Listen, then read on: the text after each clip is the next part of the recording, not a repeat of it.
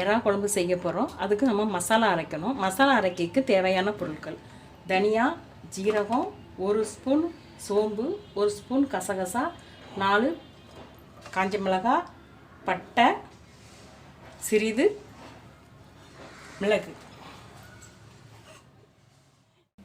5 spoon தனியா,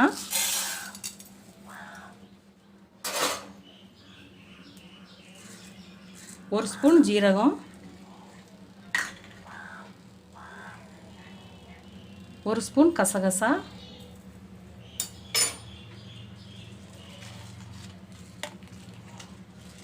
4 காஞ்ச மிளகாய், 1 ஸ்பூன் சோம்பு, சிறிது மிளகு, பட்டை 4, கரும்பாசி சிறிது.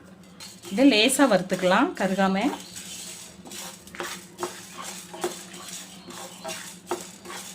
கசகசா சோம்பு எல்லாம் வறுத்துக்கிறேன். நம்ம ரெடிமேட் மசாலா போடுறத விட நம்ம கையிலேயே வறுத்து அரைச்சா ருசியும் மனமும் அதிகமாக இருக்கும். மசாலா நல்லா வறுத்து எடுத்துட்டோம். எல்லாம் மசாலா தேவையான பொருளை வறுத்து எடுத்தாச்சு. இப்போ மிக்சியில் போட்டு மையாக அரைக்க போகிறோம். தண்ணி ஊற்றாமல் பொடியாக செய்யணும்.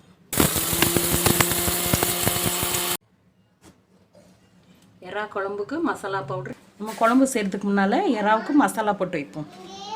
சிறிது மஞ்சத்தூள், காஷ்மீர் சில்லி பவுட்ரு 1 சின்ன ஸ்பூனு, காஞ்ச மிளகாய் பவுட்ரு 1 ஸ்பூனு, தேவையான அளவு சால்ட்டு, இஞ்சி பூண்டு பேஸ்ட்டு 1 ஸ்பூனு. இப்போ இதெல்லாமே நம்ம கிளறி எடுத்து வச்சுக்கலாம். இறால உப்பு காரம் மசாலா பிடிக்கிறதுக்காக இந்த மசாலாவில் நம்ம சேர்த்துருக்கோம். இப்போ நல்லெண்ணெயை ஒரு மூடி ஊற்றிக்கலாம்.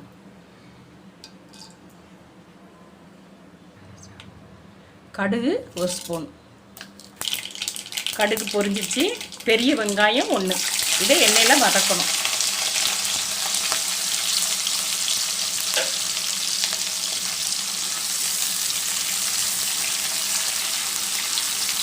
இப்போ வெங்காயம் நல்லா பொரிஞ்சு வந்துடுச்சு.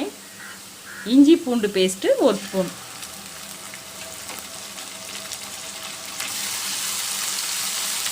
இப்போ 2 தக்காளி, பெரிய தக்காளி.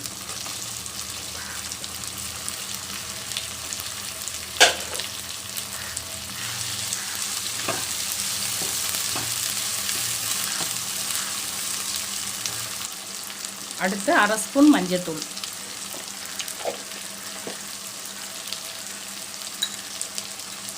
ஒரு ஸ்பூன் தனியாத்தூள்,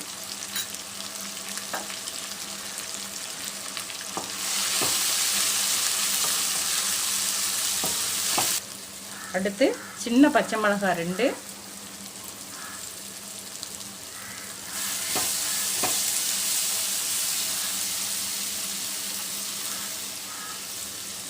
சின்ன வெங்காயம் 100 கிராம்,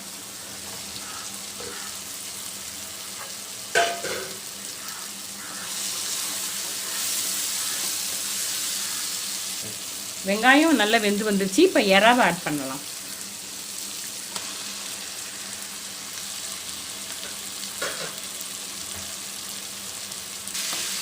எறாவும் சின்ன வெங்காயமும் ஒன்று போல் இருக்கும்.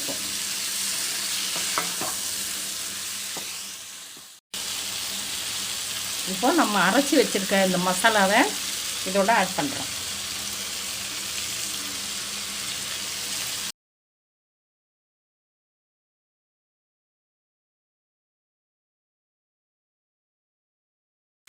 இப்போ மசாலா வாசனை நெடி போயிடுச்சு.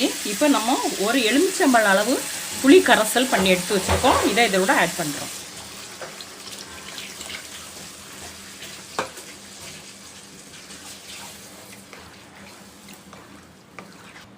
தேவையான சால்ட்டு. இப்போ நம்ம 10 நிமிஷம் மூடி வைக்கலாம். 10 நிமிஷம் ஆயிடுச்சு. இப்போ குழம்பு எப்படி இருக்குன்னு பார்க்கலாம். இப்போ மசாலா வடையெல்லாம் போயிடுச்சு. எறா நல்லா வெந்து வந்துருச்சு.